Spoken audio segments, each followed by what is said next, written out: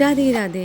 हमारे इस नए सफ़र में आपका स्वागत है। आज हम आपको एक ऐसे मंदिर के दर्शन कराएंगे जिसके बारे में आपने शायद ही सुना होगा, जो कि ज़्यादा दूर नहीं, दिल्ली के दिल में ही स्थित है, जहां भगवान श्री कृष्ण की असीमित शक्तियों का वास है और जिसे आप साक्षात अनुभव भी कर सकते हैं। यह मंदिर है उत्तरा गुरुवायूरप्पन मंदिर। यह मंदिर केरल की एक झलक है जो इस व्यस्त राजधानी में स्थित है। आइए इसके समृद्ध इतिहास, सुंदर वास्तुकला और आध्यात्मिक वातावरण को करीब से जानें।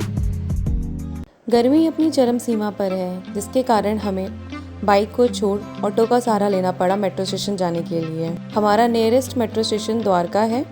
हम लोग घर से करीब 5 बजे निकले थे क्योंकि मंदिर पहुंचने में हमें 1 घंटा लगने वाला था। दिल्ली में कहीं भी घूमने के लिए सबसे बेस्ट है मेट्रो। आराम से मेट्रो से कहीं भी जा सकते हैं। चाहे दिल्ली में कितनी भी गर्मी पड़ रही हो, लेकिन लोगों की भीड़ कभी कम नहीं हो सकती। हमें मेट्रो से 1 घंटे का रास्ता ट्रैवल करना था, इसलिए हमने पहली मेट्रो को टाटा बाय बाय किया और दूसरी मेट्रो का आने का इंतज़ार किया। मेट्रो से निकलने के बाद हमें डूबते हुए सूर्यदेव के दर्शन हुए, जिसकी रिकॉर्डिंग करना तो बनता था। चलिए मैं आपको बता दूं, ये मंदिर जो है वो मयूर विहार फेज़ 1 में है। द्वारका से डायरेक्ट ही मयूर विहार फेज़ 1 के लिए आपको मेट्रो मिल जाएगी, कोई चेंज नहीं करना पड़ेगा। मेट्रो स्टेशन से मंदिर के बीच का डिस्टेंस जो है 5 मिनट का है, तो आप बाय वॉक भी जा सकते हैं या रिक्शा का भी यूज़ कर सकते हैं। हमने यहाँ रिक्शा लिया था, जिन भैया ने हमसे 40 रुपीज़ चार्ज किया था। वैसे कुछ भी कहो, रिक्शे पे बैठने का ना आनंद कुछ अलग ही होता है। ये ना हमें गाँव की यादें ला देता है। लेकिन इतनी गर्मी में रिक्शा खींचना काफ़ी टफ होता है, इसलिए इनके साथ ज़्यादा बार्गेनिंग नहीं करनी चाहिए हमें।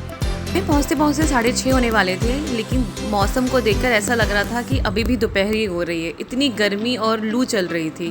मंदिर के कपाट सुबह 5:30 बजे से 11 बजे तक खुले रहते हैं और शाम के 5:30 बजे से 8:30 बजे तक मंदिर खुला रहता है। तो आप सुबह या शाम किसी भी वक्त जाके मंदिर में दर्शन कर सकते हैं। कुछ लोगों का कहना था कि पहले ये मंदिर जो है जनकपुरी में बनने वाला था, लेकिन किसी कारणवश वहाँ नहीं बन पाया और ये मयूर विहार फेज़ 1 में केरल समुदाय के लोगों के द्वारा बनाया गया। इस मंदिर में आपको पूरी केरल मंदिर की झलक देखने को मिलेगी। आगे वीडियो में हम आपको दिखाएंगे कि हम मंदिर सुबह ना जाके शाम को क्यों गए, क्या वजह थी हमारे मंदिर शाम को जाने की। रास्ते में रिक्शे वाले भैया ने हमें बताया कि रिक्शा चलाना उनका पार्ट टाइम काम है। वो तो किसी नोएडा की कंपनी में जॉब करते हैं और रिक्शे को अपना कम्यूट व्हीकल बना रखा है और इसी रिक्शे से वो पार्ट टाइम इनकम भी कमा लेते हैं। गपशप करते करते हम 5 मिनट के अंदर मंदिर के पास पहुंच गए। ये रहे मंदिर के प्रथम दर्शन। मंदिर बाहर से देखने में बहुत ही सुंदर है। यहाँ की वास्तुकला सच में बहुत ही खूबसूरत है। मंदिर के बाहर ही आपको जूता चप्पल का स्टैंड मिल जाएगा, जहाँ पर आप अपने जूते चप्पल जमा कर सकते हैं। और मंदिर के बगल में एक ATM भी है। हमने यहाँ अपने जूते चप्पल जमा किए और साथ ही बैग भी अंदर ले जाना अलाउड नहीं था, तो हमें अपना बैग भी यहाँ सबमिट करना पड़ा था। इतनी गर्मी में भी काफ़ी श्रद्धालु मंदिर में आए हुए थे। मंदिर के बाहर ही सीट्स लगे हुए थे, जहाँ पे बैठ के आप अपने जूते चप्पल बदल सकते हैं।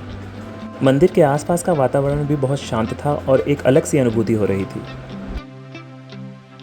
अब मंदिर आए हैं तो खाली हाथ तो अंदर नहीं जाएंगे, इसलिए हमने भगवान जी के लिए लिया मोगरे का फूल और तुलसी की माला।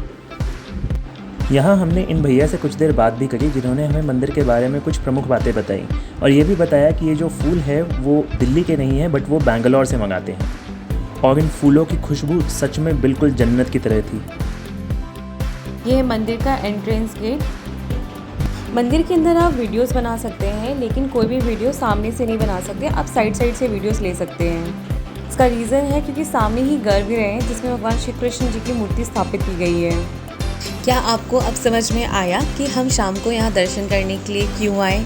जी हाँ, यहाँ की जो दिए की लाइट्स है ना, वो बहुत ही खूबसूरत है। चारों तरफ से मंदिर के साइड में दिए लगाए गए हैं, जो कि शाम के वक्त हमेशा जलाए जाते हैं। इस मंदिर के अंदर आते ही मानो ऐसा लगा कि हम दिल्ली में नहीं, साउथ किसी टेम्पल में आ गए हैं। यहाँ की वाइब्स बहुत ही अच्छी थी। क्या आपको गुरुवायूरप्पन का मतलब पता है? अगर नहीं तो मैं आपको बताती हूँ। गुरु मतलब बृहस्पति, वायु वायुदेव, अपन मलयालम शब्द है जिसका अर्थ है प्रभु। जैसा कि आप सभी लोग जानते हैं कि इसका प्रमुख मंदिर केरला राज्य में है, तो आइए मंदिर की स्थापना से जुड़ी एक कहानी सुनते हैं। केरला राज्य के गुरुवायूर शहर के गुरुवायूर श्री कृष्ण मंदिर को भूलोक बैकुंठ भी कहा जाता है। मंदिर के प्रमुख देवता हैं गुरुवायूरप्पन, मूर्ति के 4 हाथ हैं, जिसमें शंख, चक्र, गदा और फूल हैं। भगवान कृष्ण के जन्म के समय भगवान विष्णु ने देवकी और वसुदेव को जिस रूप में दर्शन दिए थे, ये मूर्ति उसी रूप को दर्शाती है।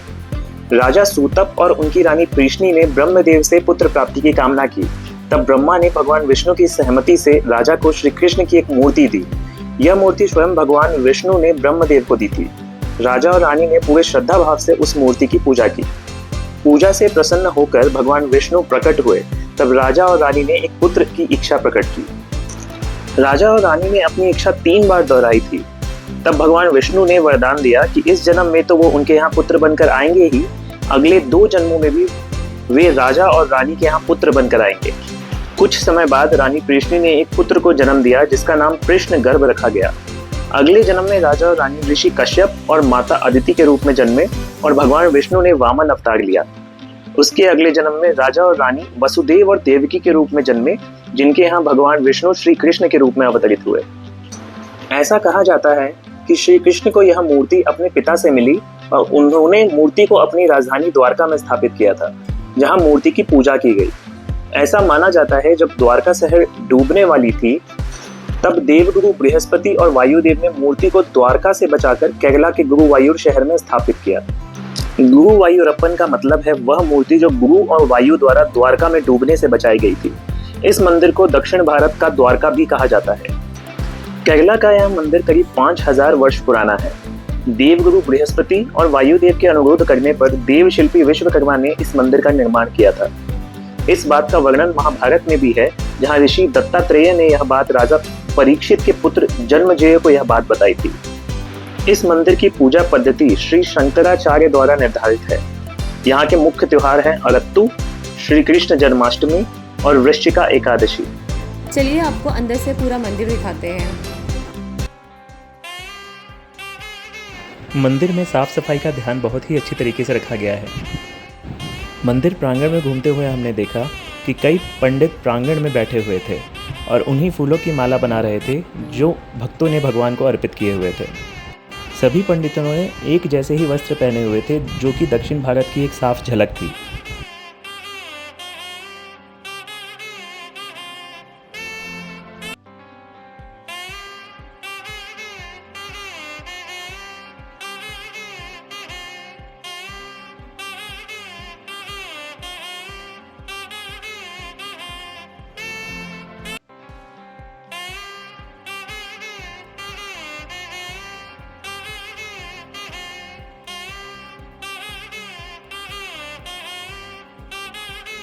मंदिर के बैक साइड में आपको एक छोटी सी कैंटीन मिल जाएगी, जहाँ पर आपको साउथ इंडियन फूड मिल जाएगा। गर्मी के कारण हम कुछ वहाँ पर खा नहीं पाए। मंदिर के अंदर में ही सिटिंग एरिया भी है, जहाँ आप बैठ के ध्यान साधना भी कर सकते हैं।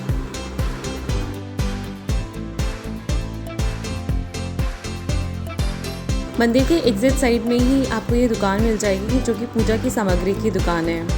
हमने यहाँ से इत्र लिया था, चंदन लिया था और दिए की बत्ती ली थी। यहाँ आपको हर एक सामान की क्वालिटी बहुत ही अच्छी मिलती है, तो जब भी आप यहाँ आए अपने घर के पूजा के सामान के लिए कुछ ना कुछ ले सकते हैं।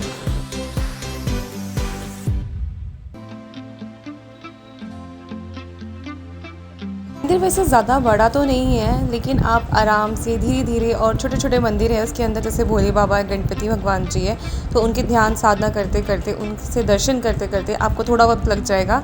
तो हमें मंदिर से निकलते निकलते 8 बज गए थे।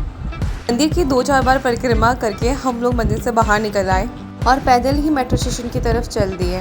वैसे आते वक्त भी हमें मेट्रो फुल मिल रही थी, लेकिन पता नहीं कैसे सीट मिल गई हमें आराम से बैठने को। फिर हम हंसते खेलते अपने घर की तरफ चल पड़े। आई होप आपको ये वीडियो अच्छी लगी होगी। कौन कौन ये वीडियो देखने के बाद मंदिर में दर्शन करने जा रहा है, प्लीज़ कमेंट करके ज़रूर बताइएगा। मिलते हैं आपसे अगले एक नए सफ़र में। So like, subscribe and comment please.